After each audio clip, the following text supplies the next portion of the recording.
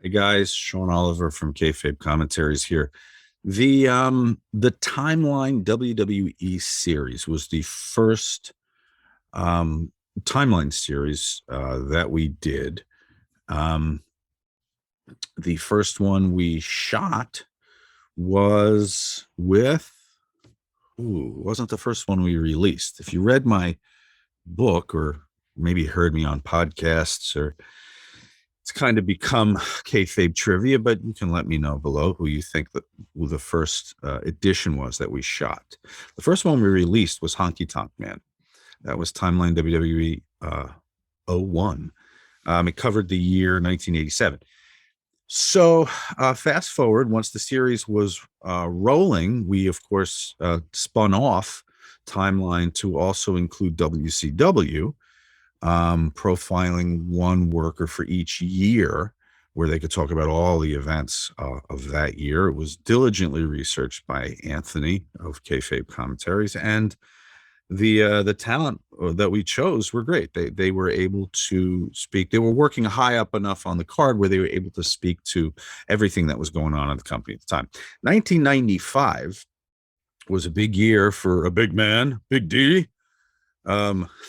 Diesel, Kevin Nash, the champion, and he was front and center for all his angles with Shawn Michaels. And so this was our first time working with Kevin, if I'm not mistaken. And he came in and knocked this edition out of the park. It was a double disc, and it people went berserk for it. It was one of our top sellers. And it spotlit Kevin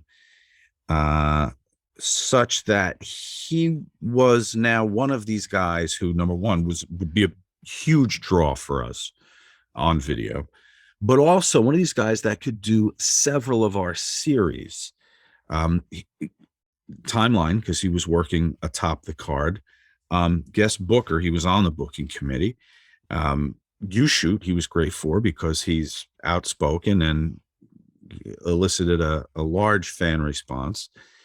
And he was part of our Wrestling's Most countdown shows. Those are some of my favorite shows. They deal with the lighter side of wrestling, and it's, I guess, trite by comparison for the historian, but that was stuff that I loved. So this was the one that started all for Kevin's relationship with Kayfabe Commentaries. And I know a lot's been made about Kevin's work with us and with me. And this is the one that started it all. Timeline WWE 1995 with Kevin Nash. Big D.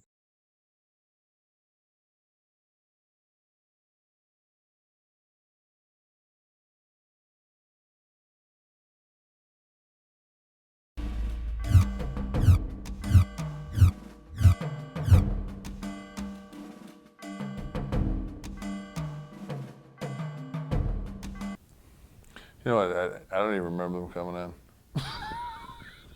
I'm sorry. Well, you remember them there. Certainly. Yeah. Did you like Chris?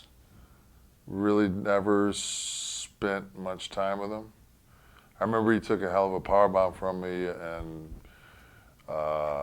fucking that island, Victoria Island, on a feed-in. He took, I mean, just unbelievable. Just the height, it was just unbelievable.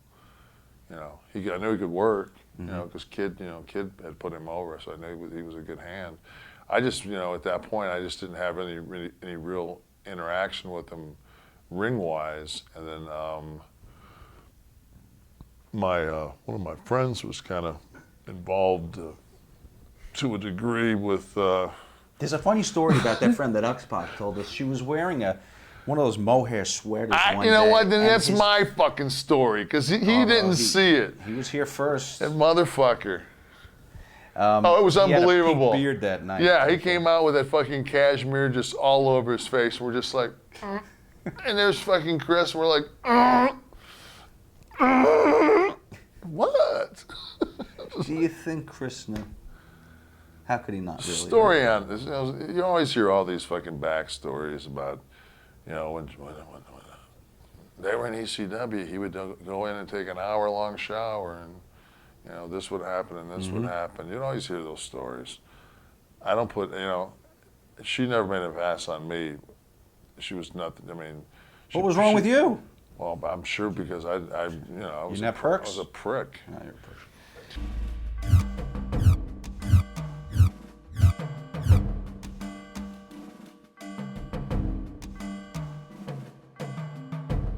How were you chosen to be the one to do this? Was this something you volunteered for just because you were the champion? Yeah, that was yeah. I was a press secretary. Right. Face of the company. It's your job. I don't know how many people are aware that these Hall of Fame ceremonies happened before the big hubbub. Was it an annual event?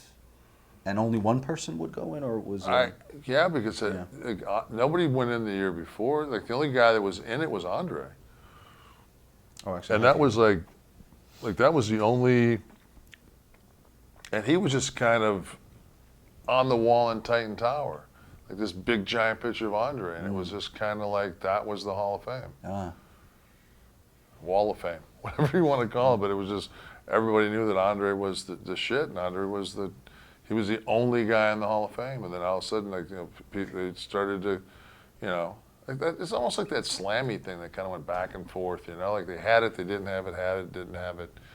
So it was kind of like that. I went to the Hall of Fame this year, and maybe I haven't watched one in a while, but now the guys that cut the promos, you know, that are being inducted can, you know, it's like a production. Go to the video wall, show me this, show me that. It's like, was the production of this year's not?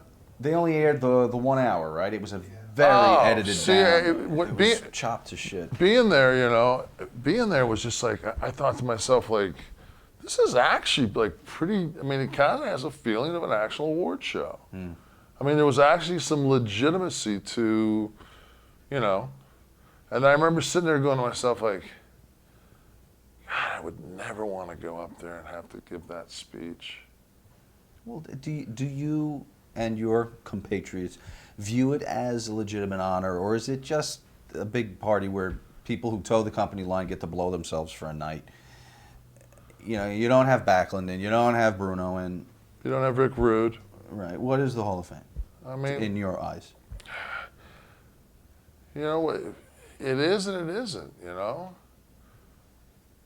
it's hard for me to say how's Coco in it and my boy Rick Rude's not. You know, it's hard for it's, you know, I don't think Henning's not in it. Right. Edge is.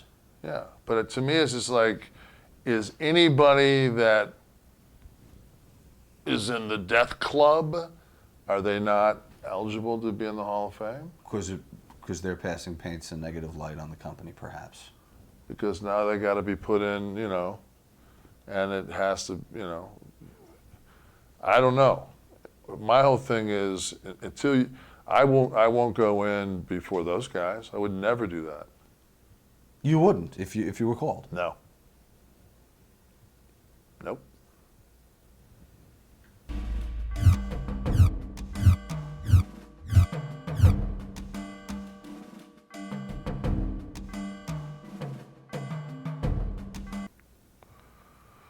I just think they were going back to the bodies. Plural, the bodies. Going back to more that steroid look. Yeah, yeah. He's always liked size. You know, he was a big guy. I don't know. So I could have another fucking stinker. Do you think his reign killed that whole King of the Ring gimmick? Not the tournament, but where they were the king for the year. They were over. It was different. I mean, it wasn't like he wasn't over. You know, it's just that, to me, it was, like at that point, like I was like, I'm not saying I'm like total hipster or anything like that, but I was listening to rap music and I knew it, like, it was so just fucking white bread. You know, it's just like, to me, it was almost like guys doing like the old school blackface. You know, it really was. It was like, you know, mama. You know, and I thought to myself, like, why wouldn't you like bring in some like, and it wasn't like Mo was, I went out, I took those guys out to Detroit with me. They were down cool dudes. You know, I like Vince. I like Mo. Oscar was fine, but like, you can tell me that's the best fucking rapper you can find is Oscar?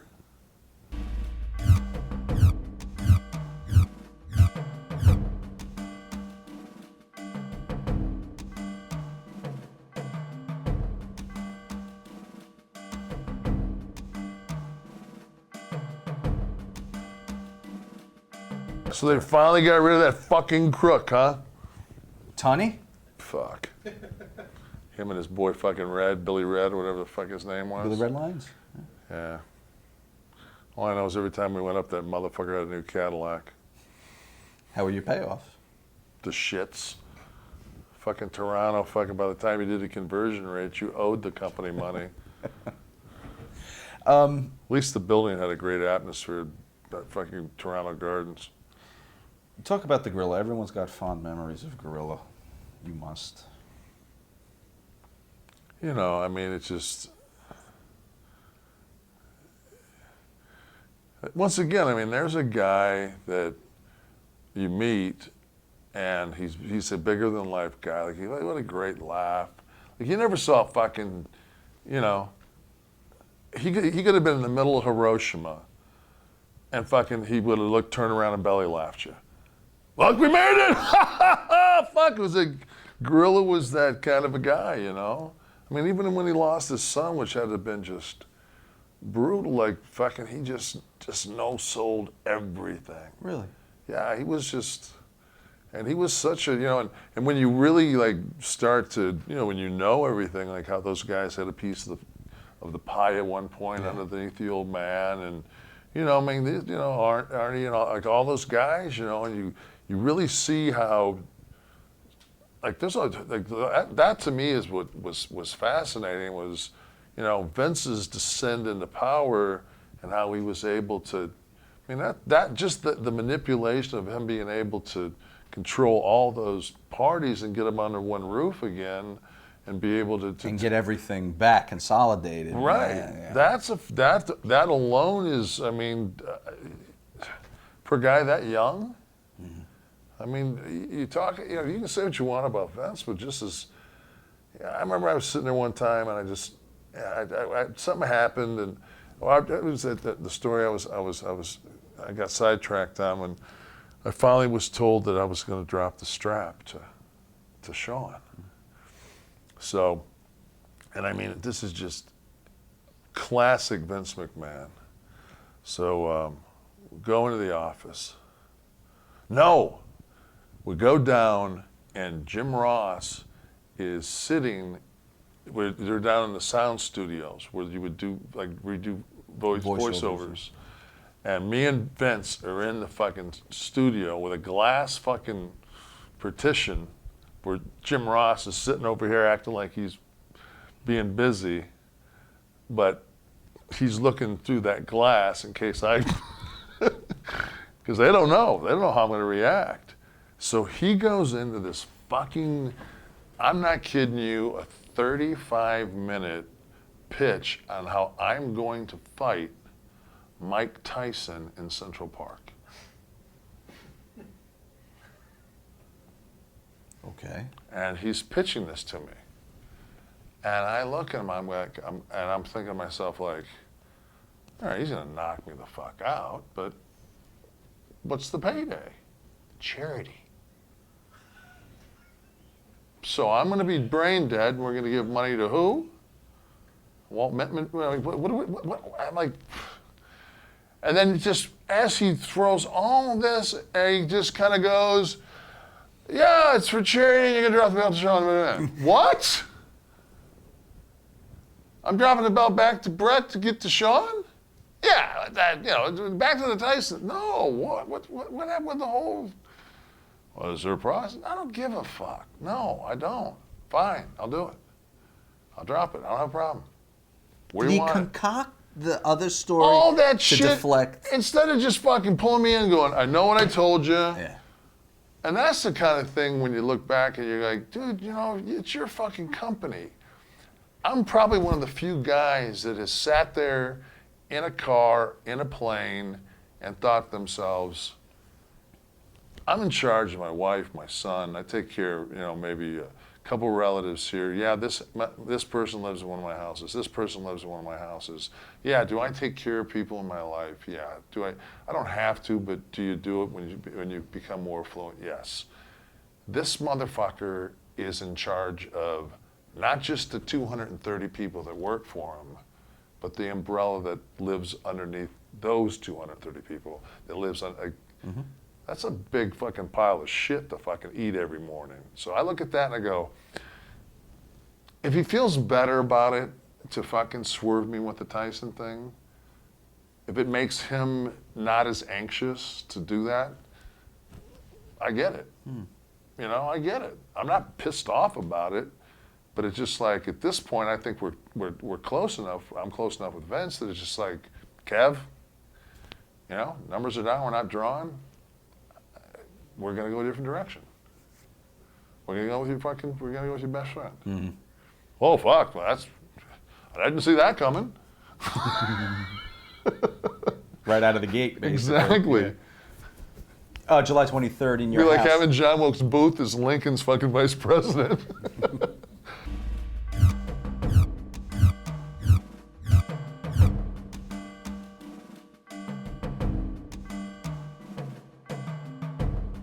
What was the scene backstage? How did It's bad because like Jeff, you know, Jeff was one of those guys that on like B loops and stuff like that, like, you know, when the clique would get like split up, you know, like half the clique would be on A, half the clique would be on B. Like Jeff was always like, he was like first in line to get in our car. Like everybody got along with Jeff. Jeff was, you know, old school. Like, you know, he was one of us. You know, grab your beer and talk wrestling. And so, you know, there was a lot of like Canadian trips where Jeff and I worked together. That was one of the things, you know, that I had Backlund. They gave me out of the shoot for house shows. They gave me Backlund first, and then they gave me Bundy. Yes. I mean, Jesus. I mean, how about this? How about fucking, you know, you give me Tony Francisco from fucking Long Street. We have a fucking, I mean, I just look at that and I'm just like, really? Like, why did you even prop me up in this position? And let's just go one further. The return of fucking Kevin Nash, 52 years old, best shape, looks great. Okay, let's pick, what one match would you not fucking think Kevin Nash would have any chance of pulling off? You talking about your most recent? I would probably say, I don't know, maybe the 52-year-old fucking ladder match. How many times does somebody get painted in a fucking corner before they start to go, is this coincidence? Well, what do you think? What else would it be? Sense of humor on someone's part? Maybe somebody that just didn't bite into the fucking shit sandwich deep enough. Maybe somebody that always fucking treated this with what it was, a business. If you're not a mark, they can't fuck with you. If you don't give a fuck who beat you, finger poke of doom. Everybody says, what the fuck? You motherfucker, you booked yourself to beat Bill Goldberg. Yeah, because I was almost as hot as you were, Bill, at the time as a babyface. And you know what I did? I turned around and fucking got the belt and took your streak because, boy, I sure had fucking bragging rights for fucking 24 hours when I turned around and went boom.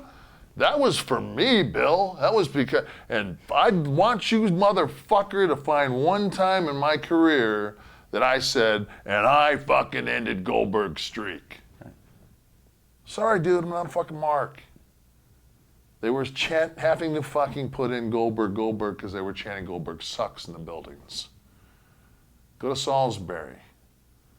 Watch that tape back when he puts his hand through the fucking deal. Mm-hmm.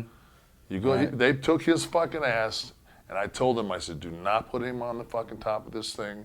I said, you're going into fucking New York territory, and you got me and Scott there. I said, we've never been there. This is a fucking Vince. You're going in Vince's building. Yeah. He's going to they're going to chant Razor and Diesel. Wow. They did it, Yeah. and fucking Scott went with it. Mm-hmm. Mm-hmm. Mm-hmm. Why just fuck with the mark? Why not?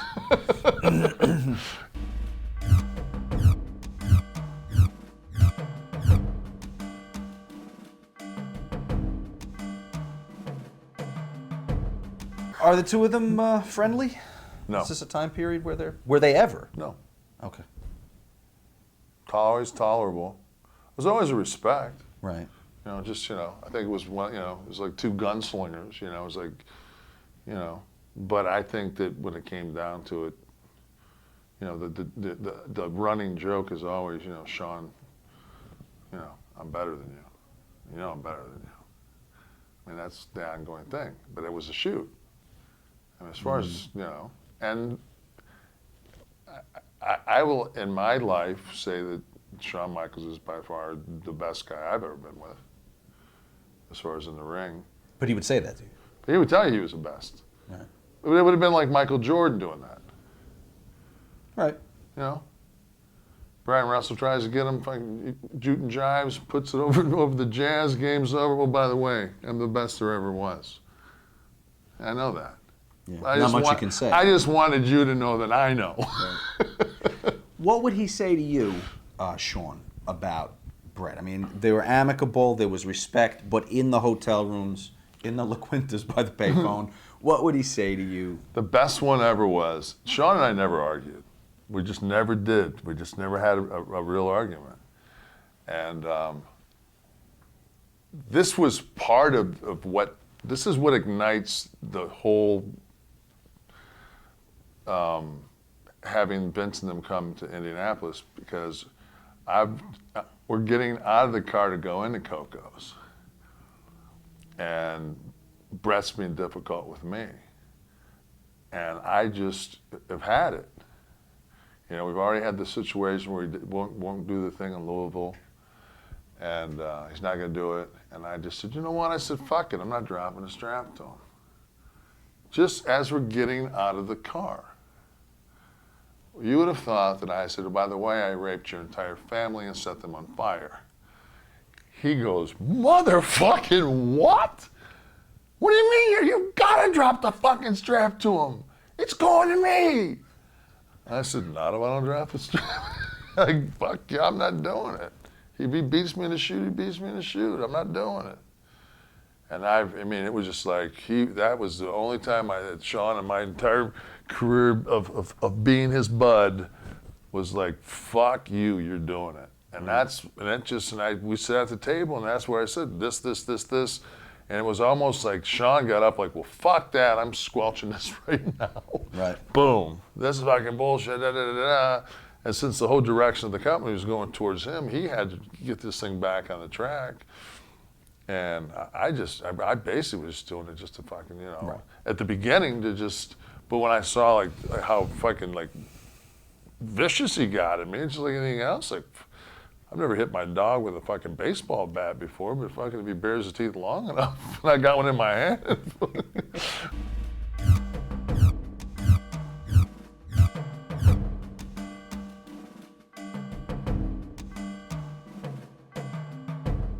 You're the champion and you're not in the game. I guess we can continue along the lines of odd decisions with the man they're going with. Who makes the game? Bam Bam makes it, Bret, doink. There you go. Who told me that somebody told me that I shouldn't be in the business according to him. So just. You'll see that if you watch the DVD we get over there. What was the... That hurts coming from him too, I just want you to know that. There are a few people that, I mean, when Matt Bourne looks at you and says, you should have never been broke in, that's about as So I guess you saw it. I'm trying to remember what was, why... Fake. Oh, because you said fake, you're right.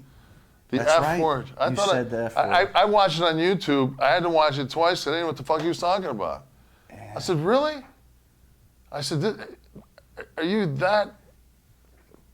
I didn't say fake first. He feels you did. I don't know. I don't know, in a promo or to Matt personally. I don't know. He heard you say fake, and that was it for him. Kind of rambled about it. Yeah, I don't remember him like putting the boost to me over it. No. Well, I should have never been broken. Obviously, that's the case. I didn't make the Midway game. He did. So I guess he got the last laugh.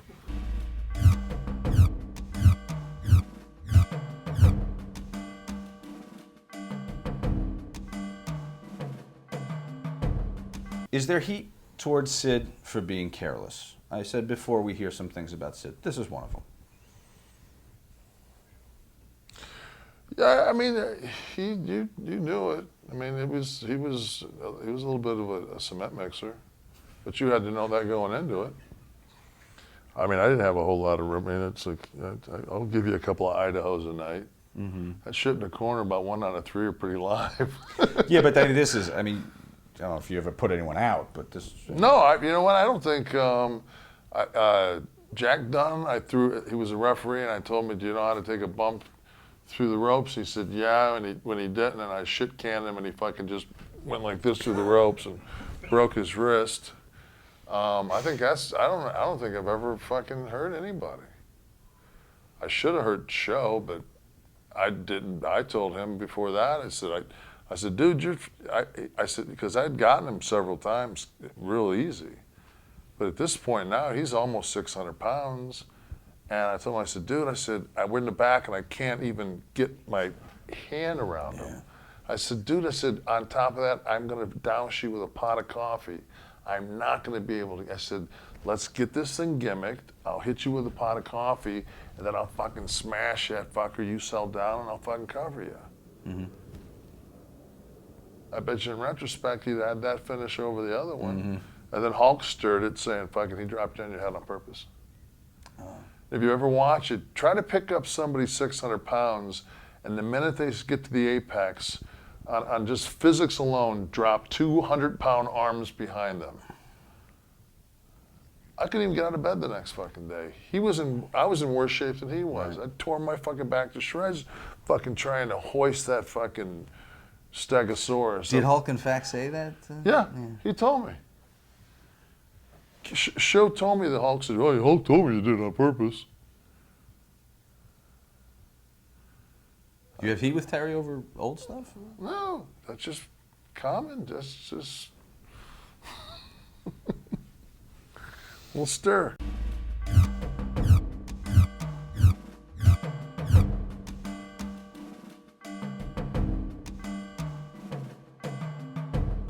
Oh yeah, and this is the one where we're now no longer going against Turner. We're now competing against Disney, and you can have a ladder match, but you can't use the ladder as a weapon or be violent with it. Was this where they made the change? Yes. We sat in the room till 4 o'clock in the morning trying to figure out how the fuck to have that match. And if you watch it back, knowing now what they're told, it's brilliant. And what they were able to do with it. And Hunter was the guy that laid half of it out because everybody else was completely just fucked. And Paul laid out more than half that match. You know, it was Sid that was supposed to originally be with Shawn in this match. Why did they swap him out? Was it? They said it was due to an injury. I don't know if that's legit. Do you remember? They just knew that. I'm sure that. I don't know the backstory of it, but I would imagine it probably went something like this. Are you fucking kidding me? You want me to carry that motherfucker through a ladder match? I am not going to do it. Give me Scott. Right. This is Shawn speaking. Right? Yeah, I would imagine. And that's, you can say what you want to about him, but it's just like, there's no, I never, I'm saying things like, tongue in cheek about Shawn because I love him to death. And we're doing an autograph thing, next month. I just can't wait to spend like quality time with him, because we're both dads, and that's like kind of what we do now. But like I never, like I would, like when we would be apart and I would watch him or he would do something, I just used to always get this incredible high because it was just like, I loved what I did. It was his life. It's a big difference, you know? It's just like he was so passionate about it. And it was just like, and when you watch him get that belt at 12, and he's sitting there and he's holding that thing, he's like, you know, it's just like, and I think that, you know, people that don't know, that was kind of where he spiraled and started having problems, you know, like the crazy Shawn, you know, because, and I know for me it was the same thing. When you get into this business, especially at that point in the business, that belt didn't go anywhere. And that was everybody's dream, was this was the federation. And to become that federation's champion was as high as, that was it, you know? You were out in fucking center field with a plaque in Yankee Stadium. That was as good as it got. Because that belt didn't move around much. And when you got to that point, like for me, you know, I'll guarantee you, if somebody was to count, they can say that this guy, like, I don't know who the youngest champion ever was. Was it Brock? Yeah. Okay.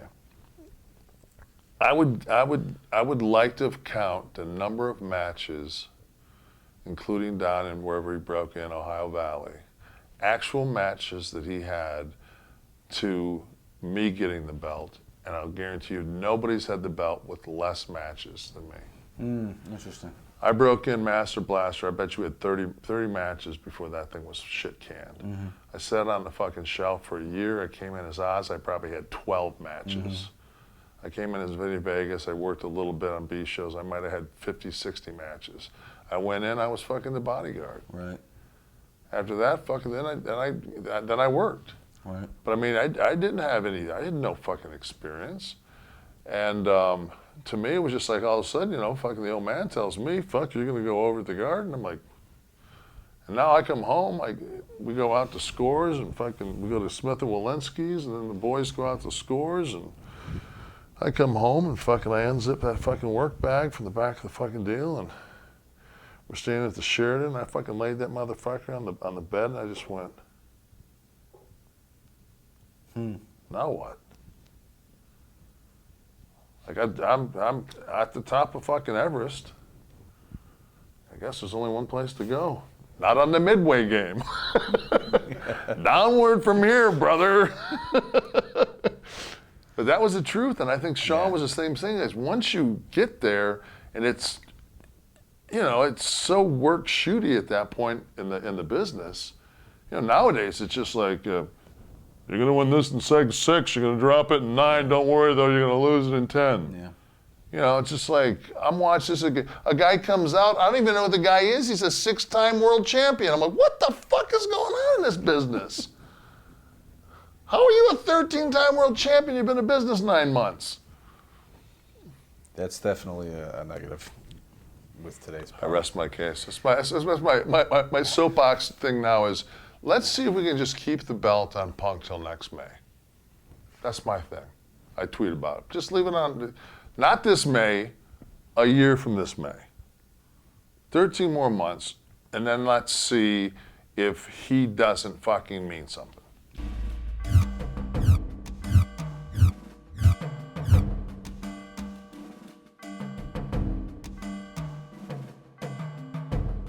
I tell him not to, he's hurt. Number one, he hurt fucking one of the Samoans. If you hurt a Samoan, you're fucking, you know, I mean, if you fucking hurt fucking, and I think he hurt Quiche. I mean, you hurt a fucking, it's one thing to hurt a body down, it's another thing to hurt one of these guys, but fucking, and he went through about 6 or 8 guys that he hurt. When you hurt a Samoan, now it's time to go, okay, fuck this. Shut the ride down, it's over. And what he did was he just would stand over the guy and fucking kick his legs out and his fucking ass would land in your lower back. It was the equivalent when he did it to me. I told him, don't fucking do that to me. And he fucking did it. And it felt like when you're in the 6th grade playing flag football and you go across the middle and that hard-ass fucking football bends your finger back to here. That's what it felt like in my lower back. I was supposed to go off the top. I could barely feel my legs. I'm thinking, fucking, this dude paralyzed me. I've still got to dive over the fucking onto the steps onto him, which I hit him and bounced off like a fucking accordion, like a cartoon, and landed on the steps all. I mean, it was like I might as well have just set myself on fire, like a fucking one of those fuckers in Vietnam. Though he landed on your back, I think your abdomen is what got strained, right? That's what I have in the notes. That was because it was what it was basically. The compression bent me this way, and it just stretched all this shit to the, Of course, getting there the next night, getting to the building the next night. Well, don't go there. Take me into the locker room. When you walk in, you talk to him, don't you? I don't think I was talking. I was probably yelling. I just motherfucked him, I said, what the fuck, dude, I said, I told you not to do that. And then they were going to fire him on the spot. Vince gave him his papers right there, and I said, whoa, whoa, whoa, whoa, whoa. I said, that ain't gonna happen. You're not gonna fire him. I said, fire him, fire me. Yeah, I said, I said, he made a mistake. I said, but let's make sure it doesn't fucking happen again. I said, fuck, he's killing everybody. And he wasn't around much longer, and I'm sure that my endorsement to keep him was all he needed. Yeah. Let's go the opposite.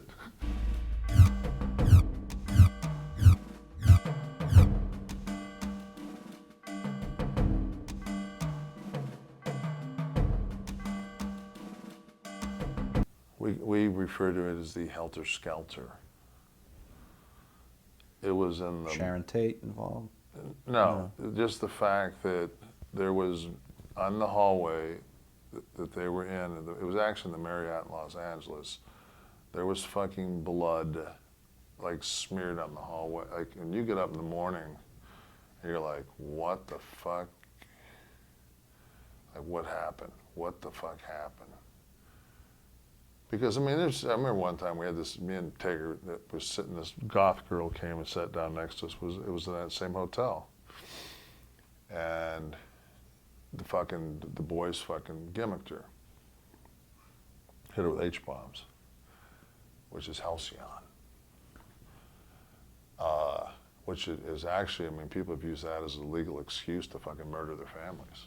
Well, it was on halcyon. Oh, fuck, I'm not guilty. So, but I know that it happened after, because I was told the story. But I knew in my mind that she would remember sitting with me and Mark. So I come down that morning, and I got my bags, and I turn around the corner, and she's crying. Got a police officer on both sides of her. She had black hair about down to here, one length. She's bald from here over. She has one side of fucking hair. And I fucking backed around the corner. There's a downward way. You can go down one more floor and you can get out the side of the Marriott that's below the actual, where the lobby is. Yeah. You just like the wrestler escape route. Yeah. So I called Take, and I said, that black-haired girl that we were with, I said, I don't know who fucking buzzed her, man, but she's up in the lobby right now with 2 fucking cops. I said, if you're fucking, I said, definitely send somebody else to get your car. I said, he said, okay, got you, big man, cool, thanks. And I don't ever know who did it, but I think who was and I'll probably get a lawsuit if I say it, but if I was to guess, I think it was... You were writing a fictional story. Who would it was the Gigolo. The Gigolo. Jimmy Del Rey. Oh, right. I think that... But Chris, but Tatanka's incident was an assault? No, this was that... He was with Del Rey. And this is the woman... This is the woman that's making the reference. What was the blood? I don't know. I don't know if she was on her period. I don't know what it was. But all I know was that Chris wasn't. I know for a fact that he didn't do anything besides be at the wrong place at the wrong time.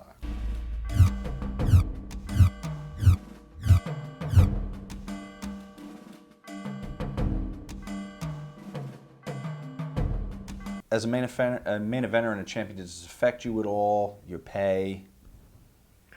No, but it does, you know, it does cut out the chance of being in Erie, Pennsylvania 3 times a year.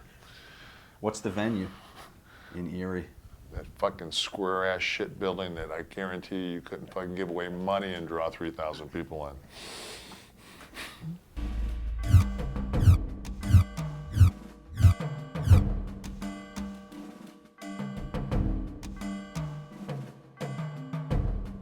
Just the fact that they're doing it from the mall just spells WCW, I mean, in just the biggest, fucking, broadest brush strokes that you can, you know what I mean? Like, you're sitting there like, where are they? They're doing it from a fucking used car lot where? You know? Like, that's the beauty of it. I told Bischoff this years ago when he was on his way to New York for the first time. And I said to him, I said, you won't appreciate what you accomplished. Because I've always said that there's only one person that can look in the mirror and say, I beat Vince McMahon at his game for a year. He's the only guy. There's nobody else that can say that on this fucking planet. And I said, when you see that you basically beat the U.S. Army right now with the revolutionary fucking troops, you know, I mean, from what he had from an actual, the machine. Mm-hmm. The machine at fucking Log Cabin, whatever the fuck that place, they had that office in WCW. In Atlanta? Yeah, in New Smyrna. Yeah. I mean, it was just, you know, and it was... But was this scene as significant at the time? I know we're joking about the mall, but yeah, the fact that there would be head-to-head competition. You know, Hulk was like $130. Right. You know, it was like, it wasn't, you know, it was like, it was almost like the senior circuit. Now Lex shows up on TV. But nobody knows that's coming either. True. Nobody. You talking about kayfabe and something, man. No, when he walked out, we all went. Who were you watching it with? Just probably my boys. Okay. Yeah, because we used to have like, you know, like I think about that time they started putting a monitor on the back of the truck that had their show, because we were, you know, they were going to go against us on Mondays. So the WWE truck had a Yeah. TNT monitor. Yeah, so we could watch, and it was pretty, you know, it was, you know, you got to realize, like, you know, before the NWO came along, like, they were still fucking, King Curtis was going, Sullivan, my son, and they had a monster truck thing where the giant fell off Cobo Hall and came back and fought fucking the Yeti. I mean, it wasn't like they were fucking on fire over there. But the Lex thing was a coup. I mean, that was a good one to pull off. Yeah. I think that really hurt Vince because like he bent over backwards for Lex, and then he like put Lex on the bodybuilding thing, which Lex really liked. Like he brought Lex in from WCW under a WBF contract until his WCW thing was over. That's right. You know, so he kind of, you know, Vince did things for him, and then, you know, he fucked him, and then the second dagger was when Randy booked. Because nobody knew when Randy did Bushkill TV, and then fucking boom, he was gone. Did Vince ever sell it around you Nope. guys? Or? Fuck. The feds were up his ass. He just got his neck fused. He fucking walked into White Plains TV. Hi, guys. Because that was always a barometer. You know, I always tell people, you know, when they hit turbulence, I said, you know what? When the fucking stewardesses sell, that's when it's time to worry about it. I'd always look at Vince. When that motherfucker sells, he's fine, I'm fine.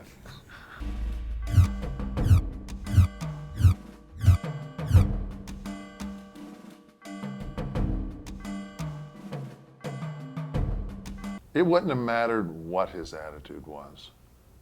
he was fucking dead. Because of the gimmick? No, he was dead because he was like he was like the indie guy. Like he got over like, you know, he was like that guy that, you know, like he was dead. He was you know, he's not gonna, it wouldn't matter if he wanted to get over it, he wasn't gonna get over it. Well, he comes in, and we talked before about somebody that the clique sits there and goes, oh, you can hang with us. Now, Shane is definitely not someone who gets that nod. As a matter of fact, he ends up getting a little bit of heat with some of the members of the clique. Never with me. Never with you, and actually, he just told us on a show I always that he liked you. The thing was that Alone. He liked you alone, yeah. not with anybody else around. All right. Yes. What were you going to say? I'm sorry. He's an I mean, he's smart. He's an educator. He's a smart guy. You know, he's one of those guys when you sit. It's nice to be able to talk about something besides wrestling. He was one of those guys that, you know, read Time magazine, and you know, he actually realized that there was another world outside of that. But you know, he was fucked. He didn't have a good match with Kid. Kid gave him the fucking stamp of death, and it was over from that.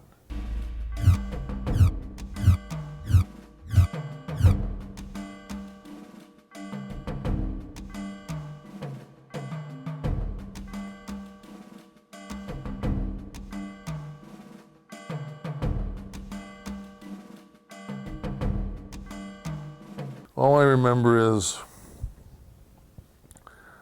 we're leaving.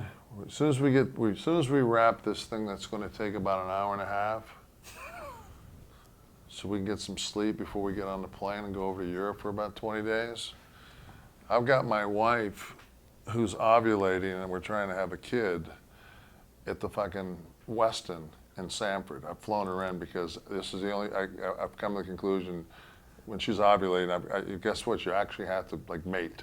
Yes. It doesn't really work any other way. So she's waiting for me in the room to see if we can have a child, and I roll in, and I can't even do anything because I've got to grab my bags and get on a plane because we're there till fucking the sun comes up. She must have been thrilled.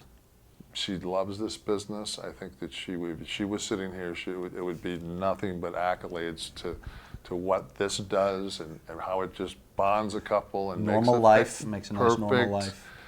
And it's so easy to take your husband to a dinner, and he's down at the end of the table saying motherfuck every third word, and has no idea he is, and doesn't realize why the fuck is she kicking me? She got like a nervous twitch, or why is she kicking me? And I'll just look at her and she'd be like, finally, fucking like a monkey, quit saying fuck. Mm-hmm. Read that on the napkin. Fuck, gotcha. How long did tapings take? All night? Oh, fuck. The only thing worse than that one was, I don't remember this Raw one, was Taker is walking, we shot it in the naval fucking shipyards. The ring was on this the ring was right here, and it was fucking 100 feet to this shit. I don't know, even, there were rats out there. And we had a match, and we were running the ropes, and if this fucking rope brought, we would have fucking died. Mm. We're just doing it. How much you get paid for that? Nothing. How are those things done? Who's in charge? Who's directing you guys for this? Do they bring out outside people, or is it Kevin Dunn? Oh, it was always. I mean, we didn't need it. When Kevin can do anything he needs to do. It's just when you go outside of your comfort zone, and now you bring in a helicopter. Yes. Now makes things easier. Yeah. Now you've added the. You should put some camels and kids. Exactly. Yeah. Now you've got the intangible of a helicopter fucking pilot that doesn't know anything about wrestling. That's basically going the wrong way and doing everything. Mm-hmm. And again for the top. Again for the top. And it's basically, if you remember, it's like a battle royal type situation, which even if it's shot perfectly and it's a one-time take, is a clusterfuck shit. Just everybody go to a corner so you don't blow out a knee. I mean, that's just that's just what a battle royal is, and it's just just that alone was just ugh. Well, the ratings come in, and Nitro beats Raw 2.5 to a 2.2. What was the reaction? Now, Raw was a tape, so maybe it wasn't going to be as hot, but there must have been now a little bit of concern. Yeah, definitely. Definitely. I mean, now it's just like, ooh, shit. Because I sat and watched that show, and I thought, I don't see how anybody could sit and watch that show. That night, I just thought, nah, it doesn't matter. Yeah. But At any point, do they say to you, we have to raise the stakes here? Is there a meeting? I think that's when they brought in Doink and said, what should we do? And he pointed and said, not break him in. At least get him out of the video game. No, I mean, once again, it was the no-sell. You know? What's that lump in your neck? I don't have a lump in my neck.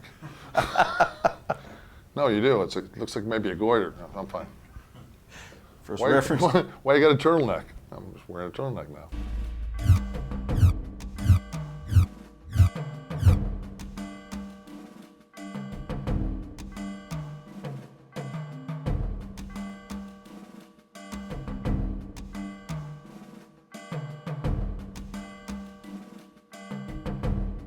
First of all, is he a real attorney? No. No. Okay. If he was the shits. Too dangerous to try something so topical in wrestling? Controversial, maybe, you know, the whole Johnny Cochran. If they wouldn't have fucking sugar-coated it. Right, if they would have committed to If they would, it's like anything else, you know? I don't understand why people don't get that. You can't be half pregnant. There's no such thing. You're either pregnant or you're not pregnant. There's no half pregnancy, how it works out. And we were half pregnant on that. And I mean, that's if you can take anything away from this fucking interview, please, Jesus, if you're gonna fucking commit. It's a bad idea, you'll know quick enough. You can always pull the plug and fucking redirect. It is pro wrestling, but it's just like, when and I hate to go back to, but let's go back to Royal Rumble. Don't commit to me. Let's go 40 minutes and have 55 run-ins. And people will say, oh boy, they went 40-something minutes and what a great battle, and they shook hands at the end. No, we're half pregnant. We did nothing. We treaded water for 40 fucking minutes. If nothing, I treaded water for 45 minutes, and as I got out, she said, next time you do it with a 45-pound dumbbell around your neck. Thank you. And no midway game. Nope.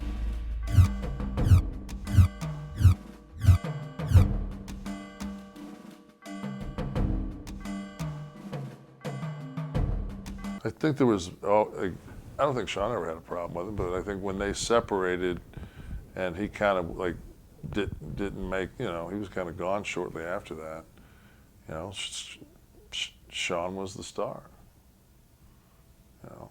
But in coming back, There wasn't any, I didn't feel any heat, but there was definitely that distance, and it was almost like, have you ever seen a guy like at an outing and his ex-wife's there and they never really had like a fuck you moment, but at the same time they haven't seen each other for 5 years and it's an icy hello. Yeah, it's just that, you know. Yeah, and those kind of things are always uncomfortable anyway. It's one of those things that it was so uncomfortable, it wasn't like it was even brought up in the car. Like nobody, I don't want, you know, it's just like, I'm good enough on instincts to know that this just doesn't feel cool.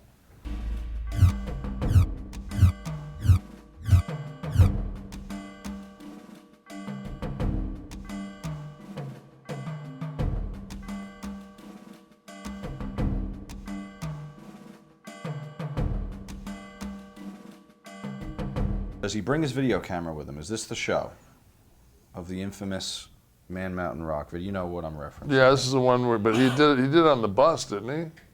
Wasn't it on the bus that he did it? The funny thing is, only the bus? the video? Was it that? He had little pieces of. I know you can hear me in the background talking on one of them because somebody showed it to me, but I was just like, you know what? Fuck. So I committed the Kennedy murder. You know, I'm talking about it. Dumb fuck, unless I'm fucking chewing pills in front of you, you really ain't got much to go on. And everybody thought that was such a big deal. I'm like, I don't remember fucking him being in our car. I don't remember partying with him. I don't remember doing anything with him. You're stupid enough to, I mean, obviously we were right. I think he didn't make the midway game either, did he?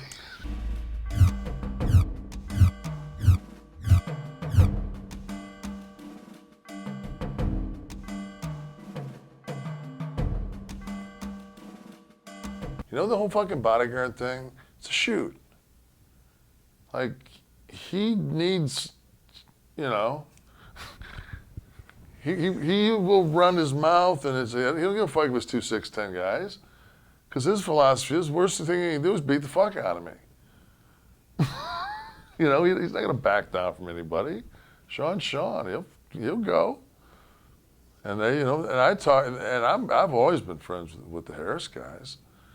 And it was just like one of those deals, like, you know, when they were still there when I came back from the next road trip, and you know, they pulled me in the fucking shower and they told me what went down. And I said, you know, if you know, I know you're gonna do what you want to do, you know, whatever, you know. He says, there's 5 of you, there's only 2 of us. And I said, oh, you got Taker and Yoke, you know. It's not like, you know, I said, you know, just tell me what happened. He told me what happened. I said, well, you know, I don't want you beating on my friend, but at the same point, I mean, kind of push you guys in the corner. And I said, you know, Shawn's cool with it. Shawn let it go. Yeah. Yeah, but if I came back and Shawn said, we got to do something, you know, that would have just, it's like almost like a prison yard thing. But is Shawn's mouth sometimes, I mean, would you have defended him in any circumstance? If he'd asked, yeah. Hmm? If he'd asked, yeah. At that point? Did he deserve some of what he got? Oh, yeah. Oh, I mean, when I heard what the incident was, I mean, you know, he put him in a situation where it was just, and it wasn't like they put the boots to him for 25 minutes or anything like that. You know, it was just, you know, shut up. Is that why they're fired? Do you know? It just, you know, it was one of those deals too where, like you said, they cut the bees, and guys weren't fucking. There were guys starving. Like there were guys living off their draws, you know, getting $200 a night and bringing that home and paying bills, and this is back when shit, you know, make or break was WrestleMania for everybody. You know, everybody lived in a shit fucking house. Nobody bought new cars. You didn't have any guaranteed money. You had no idea what you were going to make, and if you ever got hurt, you were done. So you were either stupid and lived, you know, above your means, or you lived like a fucking guy that was getting a 60-hour instead of a 40-hour shift at the fucking plant. Mm-hmm. And that's the way I looked at it. I remember when Bischoff came to my house when he was at, you know, the first time he met me, and I lived in a little fucking track home, and I mean, I had an S-Class Mercedes, but fucking was 4 years old when I bought it. It wasn't like I bought the fucking deal. My house was paid for. It was like, I could have, you know, I could have walked out of the business that fucking day. I didn't owe a dime to anybody. And I could have fucking went and got a job at a strip joint and paid my bills. And that's the way I always looked at it, because that's one thing Chief said. Chief said, don't fucking live above your means. Get yourself a fucking place that's paid for, because they can't take that away from you. He says, the guys that buy the deal, that fucking think, you know, Vince will always tell you, oh, you ought to move into my neighborhood. Yeah, so I can have a $8 million fucking mortgage and work till I'm 60, you know, and that was the whole deal, you know, and that's one thing Chief said. He said, just be smart. He said, you know what? He said, why do you have to have a new car? You drive a new one every day. You drive a new Cadillac every single fucking day you're on the road, or a town car. He said, why do you have to have a new car? You're home for fucking 3 days. Yeah, well, that's true. Why do you need 7,000 square feet? You need a washer and dryer to wash your fucking gear, to repack your bag. You need a bed to fucking hang out with. If you got a kid, they need a room. I mean, when you really look at it, fucking, if you're a pro wrestler and you got just a wife, you need a 1-bedroom apartment. Mm-hmm. What the fuck's she gonna do? She's gonna be in a 7,000 square foot home by herself, fucking scared shitless?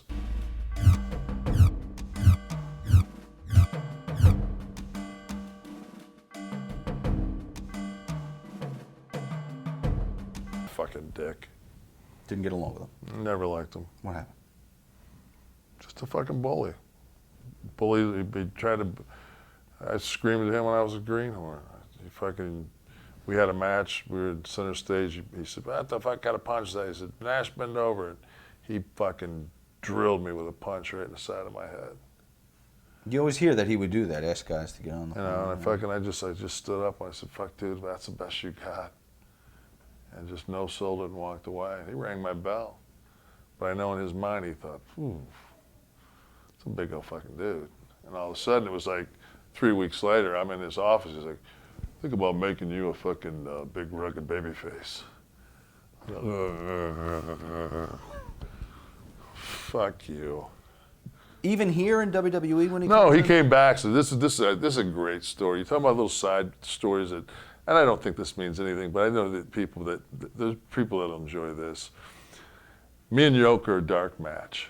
They're putting up a fucking cage.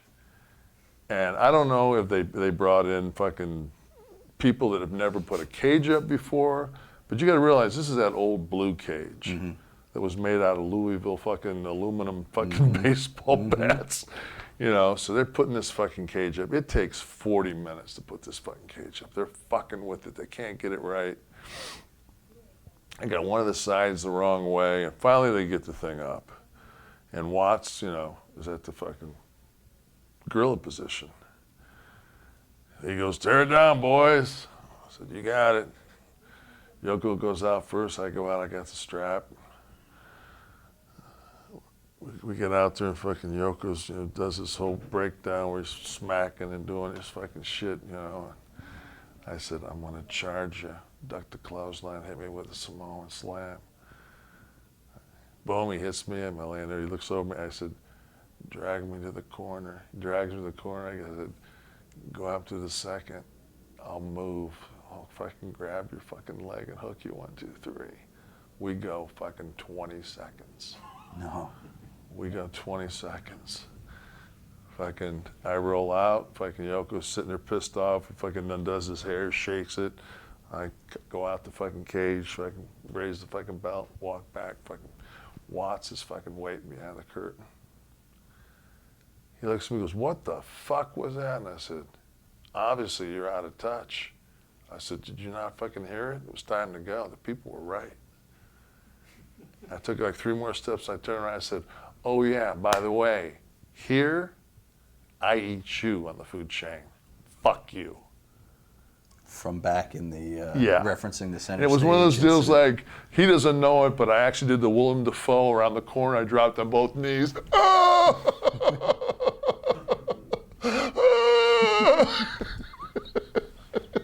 Fuck you, finally. Wow. How many years did you wait for that? Oh, you know what? Put it this way. Look at the smile on my face right now. Yeah, it does. Yeah, fuck you, you prick. You remember any of his ideas that never saw the light of day that were particularly good in WWE? I don't even know why Vince brought people in, because it was always his final say. It was just, I guess it was just somebody for him to kind of like for him to give background music while he decided what he's going to do. The only person who listened was Pat.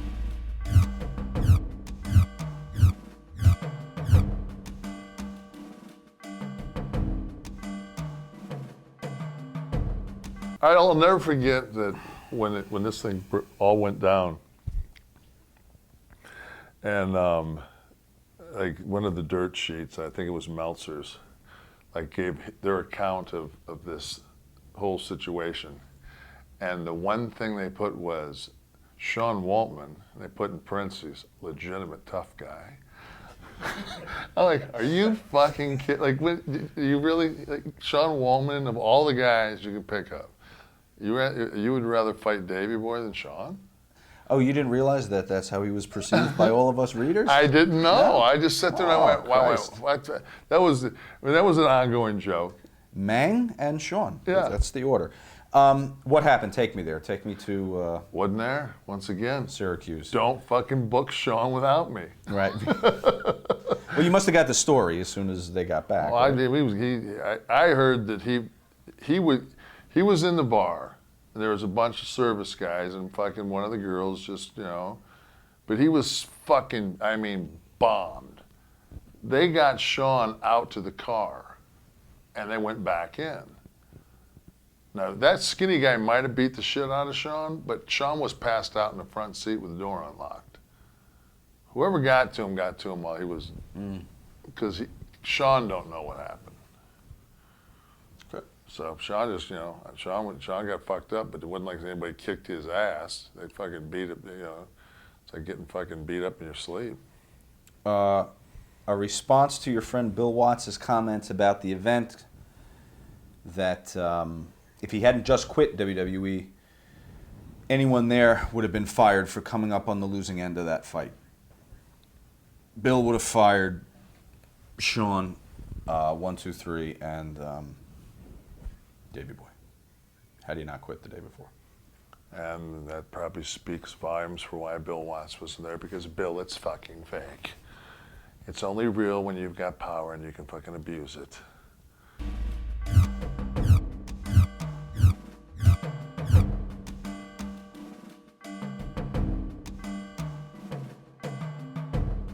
Dustin has stated that he was very comfortable just playing the part, but were other people a little freaked out? Well, I think that going into WrestleMania, when they do the thing and he unzips his shirt and he's got a heart that says Razor painted on it, and Scott says, like, goes into Vince, he goes, and that's Cody's probably 7 now or 8, and Cody's getting older, and Scott's like, my kid watches this fucking show. It's kind of hard for me to go home and explain why some other man's got his dad's name with a heart on his chest. I don't really want to have to divulge my son at this age that there's a homosexual lifestyle. As we say on Seinfeld, not that there's anything wrong with it. He just really doesn't need to know about it right fucking now. And why all of a sudden is 2 weeks ago we were against Disney, now we've got a drag guy. Like, it's almost like, I guess we had to do something against that fucking Dungeon of Doom angle, which was on fire at the time.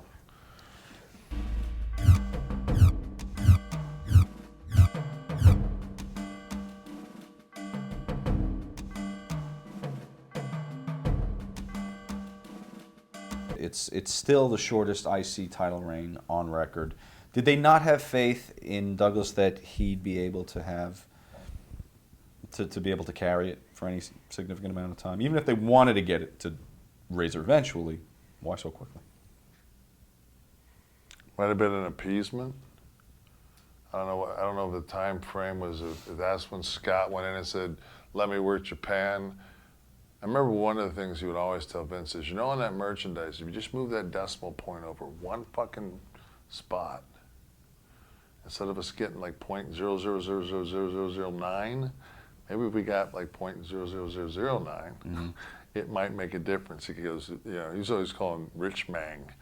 He's always saying, Rich Mang probably doesn't mean much to you, but to me, family, if you just move that fucking decimal over one, and if I could just work maybe, 3 weeks a year in Japan, just make some extra cash. And just, you can do an injury angle. I keep my door open in Japan. And I was like, no, because he was always looking to, at that point he was a big star. He would have got huge payoffs in Japan and compensated for the fact that we weren't making a whole lot of money.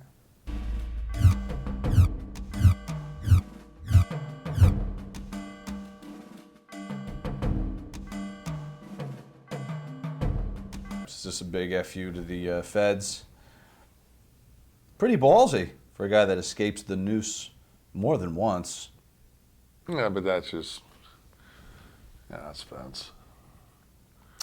That's why you gotta love him. No matter what, that's why you gotta love him, because he does have a fucking set of brass balls.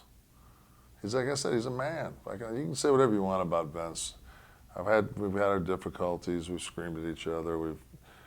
But I love Vince. I mean, On this card, speaking of safe workers, Ahmed Johnson makes his debut. What's the word on him coming in from other wrestlers who have worked with him? I don't know where. Like, I didn't know where the fuck he came from. I mean, he just like showed up like out of nowhere on a dark match. It was just, you got to realize we were on the road. Like, none of us were sheet guys. None of you read this? None of. I mean, if you were caught with a sheet, oh, you were. I mean, you were fucking. You would be crucified. So number one, we have no idea that there's anybody outside our world unless they're on Turner's TV. So you can be the biggest fucking star in Japan. We don't fucking know who you are. We don't give a fuck. If you ain't our world, on our grind, fuck you. We don't know where he came from. I don't know where he came from. I know that I had an idea for a vignette where we're going to bring back Karen Black and have him actually bathe Ahmed in a bathtub. Karen Black, the actress from the Mandingo. Oh, there you go. I didn't see where you were going with that. The reference?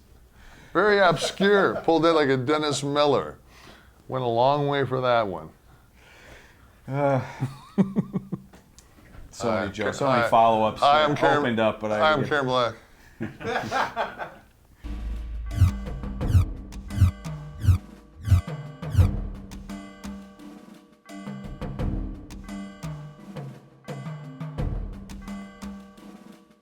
It's at that point now where it's just like we got to work against guys we want to work with.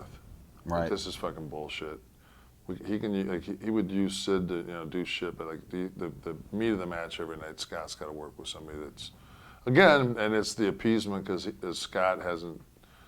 I think at this point Scott has given him his 90-day notice because you have to give a 90-day written notice, the job clause. So I think Scott's given us notice at this point.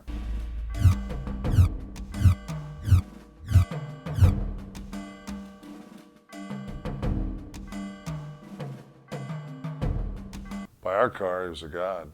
He fucking smartened up Shawn, smartened up Scott. Took him like he was like, their guru. From in Minnesota? Yeah, from AWA days. No, Kurt was fucking shit.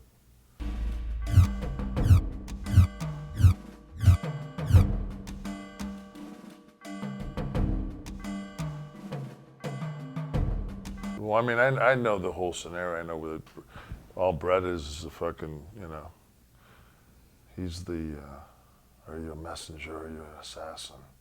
No, I'm just a messenger. I'm just bringing the belt to Shawn.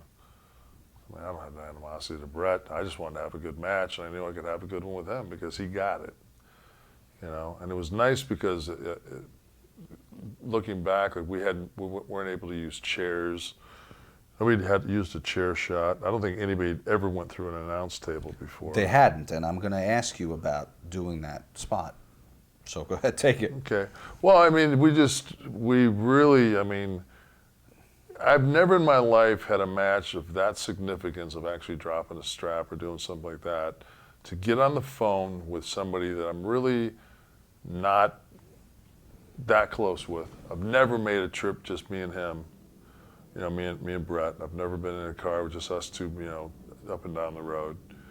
And I get on the phone, and it's just like we're finishing each other's sentences, getting to the next spot, to how we see this thing. And then that day of the match, we got there and we put together the whole tie me up with the fucking, those, because Owen did a fucking really funny rib in Israel where he wrapped Bret in the cord as a rib. And then tied it like 5 knots, and Bret couldn't get out of it. Is this where the idea? This is where, yeah, we got the idea from that because it was so, it was almost a shoot. I couldn't get that fucking thing loose off my leg for nothing. It was almost a shoot. Like those things, once they get wet and they fucking get any kind of tension on them, you can't get loose.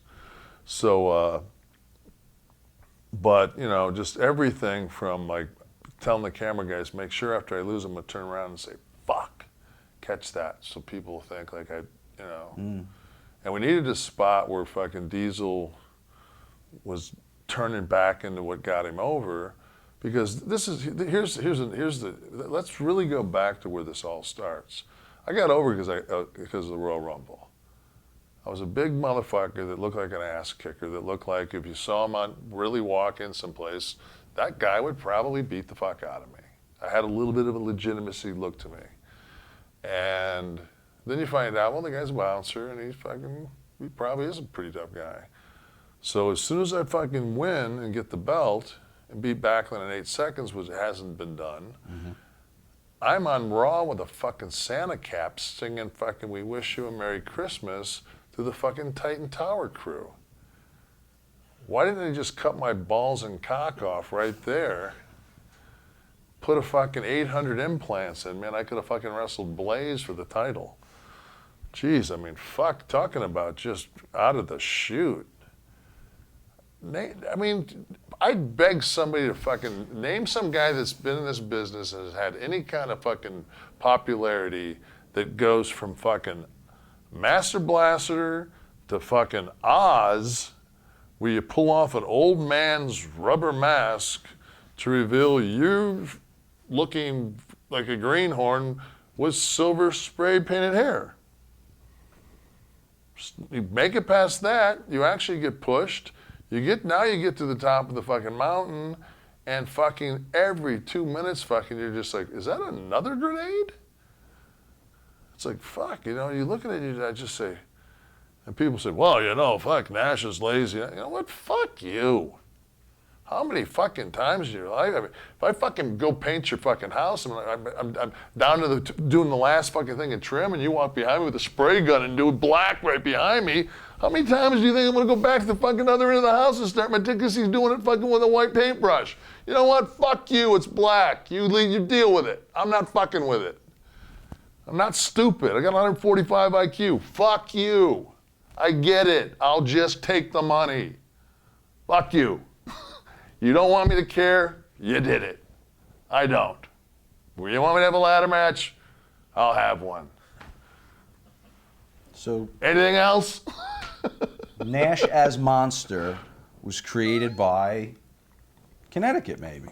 And then these qualities that we hear. I had a little bit of, by the time I got down to fucking back to Atlanta, where I'd already been, it wasn't like fucking I wasn't beat with a kendo stick for 3 years there. Now I come in and I'm getting paid jack, and it's guaranteed. Fuck you. Guess what? You didn't lock the door. You shouldn't have had your daughter down there fucking picking daisies, because fucking Frankenstein's in the village.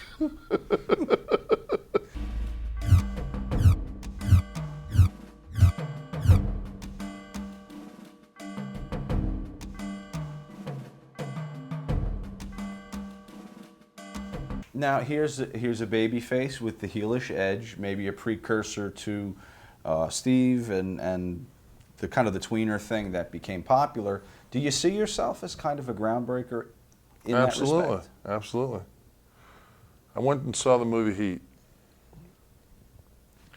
and clear-cut De Niro heel, Pacino babyface. Right? We both had likable qualities, though. Even the But heel, I mean, you kind of vote, But I'm just saying, though, the other guy's gunning down cops in the middle of the street. Yes. Like, I mean, but at the end of that fucking movie, there's not a fucking soul in the movie theater that wants De Niro to fucking not go over. Right. So all of a sudden, I'm looking at this going, from a psychology major fucking point of view, we're a very skewed, fucked up society. And to this fucking day, if Vince McMahon can get you in red, white, and blue tights, and you fucking do this with the flag, he still thinks that's the baby face. He'll always think it's like the Imogene will just, it's America, and it's, and there is always going to be that quality, but, while, I look at the American flag, and I'm proud of it, I'm really proud of the fact that we're fucking dudes up with drones. And we don't even we're just flying over and fucking, we're just fucking your shit up with technology. We're just smarter than you. And that to me is America. When it comes down to it, you know what? Okay, yeah, you stole our smartphone. Fuck you. Now we got, you've been spending, you motherfucking Chinese have just spent a couple of $1 billion trying to build something to fucking find our submarines. And you can't. Because they got fucking 12 Polarises with fucking 14 warheads, and they'll fucking, one of them takes off and opens up. Each one of those warheads has the fucking nuclear fucking explosion of the Nagasaki bomb, and each one can land fucking within 100 meters of where it's fucking directed. You shoot fucking 14 submarines with those many fucking missiles, and you fucking, what do you, we lose? No. Okay. It's a game over. But back to you being a heel and a baby face for a minute. Is any of this inspiration coming from ECW? I didn't even watch the show. It's been said that Shane was a fan. True? Was a fan of what? ECW. Did Or at least watched it at the time. What? Shane watched it? Yeah, I'm sure he did. I mean, he ended up there. Shane McMahon. Oh, Shane McMahon. Yeah. Oh, absolutely, he would have been. I mean, he's always, that was kind of the fucking underground cutting edge thing. Of course he would have been. In those terms, though, does it start to leak into WWE product at all with something like this? The babyface as heel. No, I mean, it wasn't anything. I was the one that fucking made sure that I cut the, I mean, it was my promo. I'm not going to touch anything with a black glove. It doesn't have to be one of the motherfuckers that you buy up at the concession stand, just any black glove. I knew that the anti-corporate guy was the guy that would get over. Mm-hmm. I mean, people can say what you want to. Steve's one of my best friends. Jesus, I mean, the only thing they didn't do was give him the black glove. They gave him the glass break. They gave him everything else. They gave him my attitude. I mean, he was a hell of a lot more successful with it than I was. Do you have a joke with Vince about it afterwards? Maybe recently? Like, hey, that stuff looks pretty familiar, huh? Huh? No, it's just it's one of those things that, you know what? What's the saying? When you look in the mirror, there's fucking that's the one person you can't lie to. I don't think anybody doesn't fucking know where shit came from or who said what or who said what to when and how. And I don't need any fucking validation in fucking life that I have a creative mind, that I've been successful in this business. I can get up and drink coffee and look at the fucking ocean and realize I've done pretty damn well.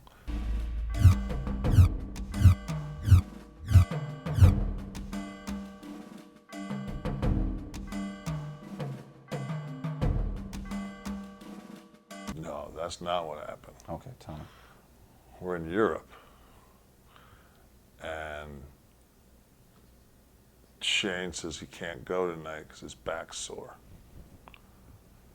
Hunter has to work twice. Yoko cuts the promo.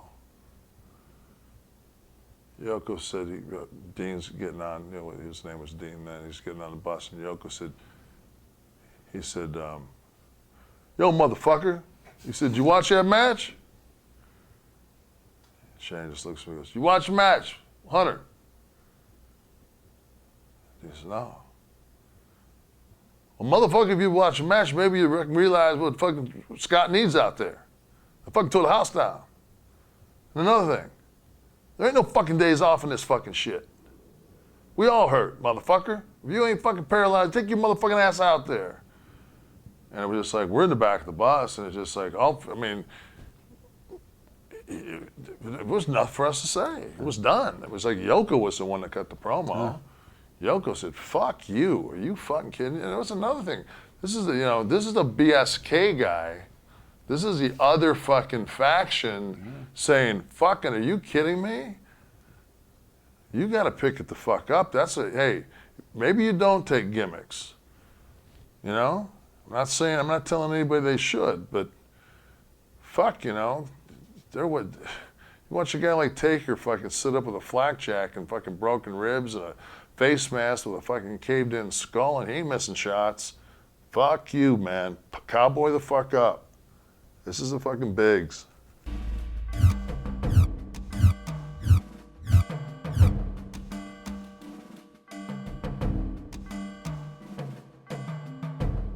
I'm going to ask you because there was the no blood policy.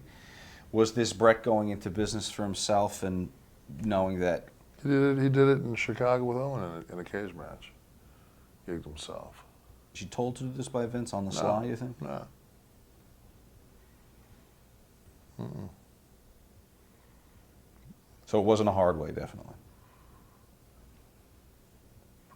Anybody that's ever fucking hard way to get that kind of color, you got to get stitches to shut it up. Anybody knows that. I mean, you get that kind of color. Most hard ways, fucking they'll bleed for a couple minutes and the swelling will shut them up. Unless you take the fucking steps and I mean, I've never seen anybody bleed fucking really effectively hard weighed unless A, they fucking slit it before and put something on it, or fucking, you know, which we had to do with Sid because Sid wouldn't juice when we stopped the match in WCW.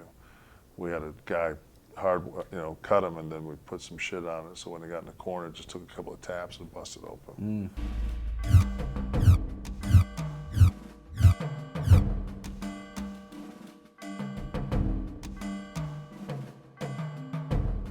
Now it's not exactly the heavyweight title this is happening to, but is it still sticking Vince's craw a bit? Yeah, absolutely. Did you sell that one? No, I think my wife was glad she was gone. No, did he? Oh. Did Vince sell that? Oh, were you friends with Friends with her? Barely know her.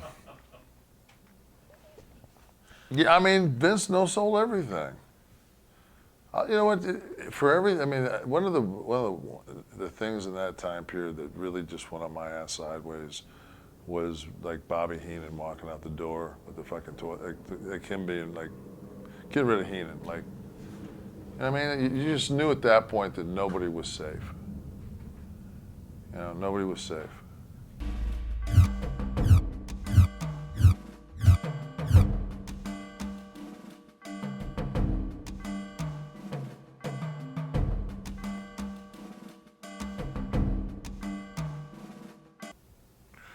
Yeah, that red handkerchief thing was over as fuck. They didn't realize they met in San Francisco. They wanted to be pissed on. Wasn't that yellow? I guess. I forget. I haven't seen Cruising in so long, I forgot the whole fucking thing. Good film.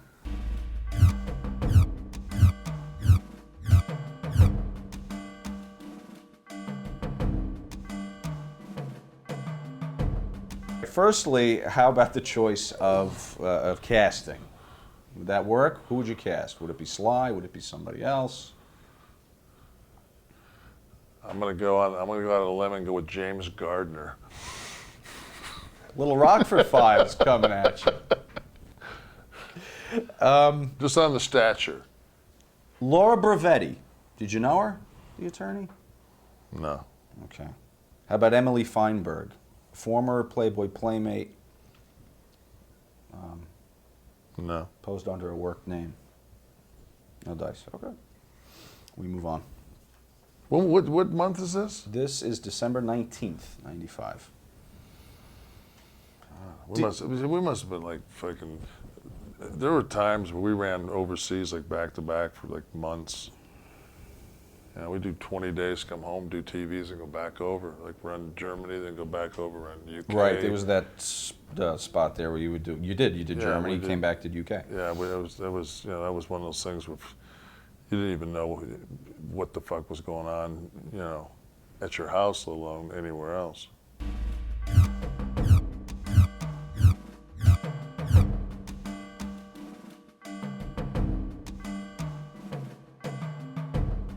What do you think of gimmick matches in general?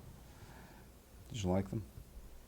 Yeah, I mean, anytime the more smoke and mirrors you got when you get limited to what you can do, you know, as a pure worker. I'm better in a cage match. I'm better in a ladder match. If you can give me a gimmick, I'm smart. I can tell a story. The more shit that you give me to use, it's just the better it is. I always in a cage match. You know, we all use the term. You go to a cage cell. So as soon as you start using that cage, and boom, that match immediately goes from, you know, regular speed to cage speed, which everything's slow and there's drama and, you know, but having a cage match without being able to juice, it's like, why? It doesn't make sense. I don't get it. And I have a pay-per-view of nothing but cage matches. I always thought, the whole Hell in the Cell thing, when they put me in the cell against Triple H, and it was just like everybody was waiting for this thing to fucking stink. And they went to me and they was like, well, what are you guys going to do outside the cage? I said, we're not going to go outside the cage. I said, we're actually going to have a match that psychologically fucking tells the story of why a cage match was ever brought into professional wrestling. Paul ran from me. He's ran from me 4 times. He ran across the street in a bloody mess in Halifax. I finally got him in a cage with a roof on it. He can't get out. We're not getting out of the cage. That's that. Oh. Well, we better fucking book Mick then, because they'll never be able to pull it off. Did you ever watch that match? Mixed match? No, a Hell in a Cell with me and Paul. Yeah. Mick is a special guest referee. Could you fuck me over any more as a babyface? He takes the fucking shot. Mick goes into the fucking cage. This is when it falls open? No, we don't ever go outside the cage. I inside stop Triple H, power bomb him, grab him. Now, anybody that's ever been in the wrestling business, unless you wanted to bury somebody, is not gonna fucking short count my finish, knowing it's not the finish. He just takes a blast from the stairs, goes off the cage, goes down, and on 2, he's underneath, and he's got a kick out of my shit like I never hit him with it. And I'm like, fucking really? I'm not a mark, but come on. You're way smarter than that. You talk about it afterwards? There's no fucking way that wasn't fucking set up to fuck me. Right. No way. But why? Well, number one, I don't give a fuck what anybody says. If you leave, you can come back, but it's like the old Puerto Rican thing. Hey, Nash wants to come in. Fuck him. No. Let's book him, then fuck him. You can always come back, but you know, you ain't leaving on your terms. As I got home, I sat there one day and I just looked at my wife. I said, where are the trimmers at? She went, what?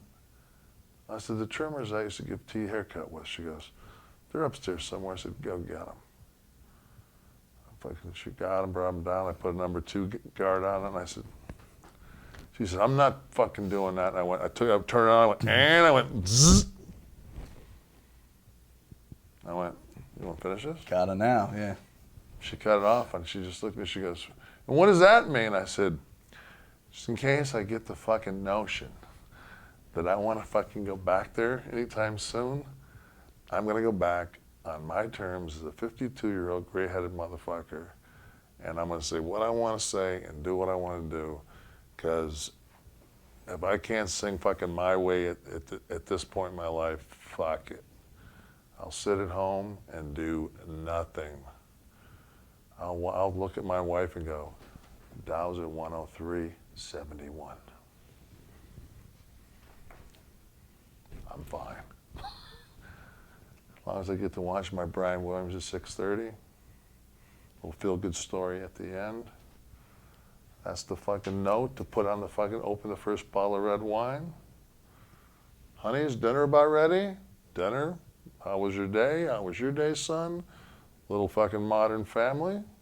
Everybody gets a chortle. Let's call it a night. Now I can watch my DVR. Groundhog. That's 1995.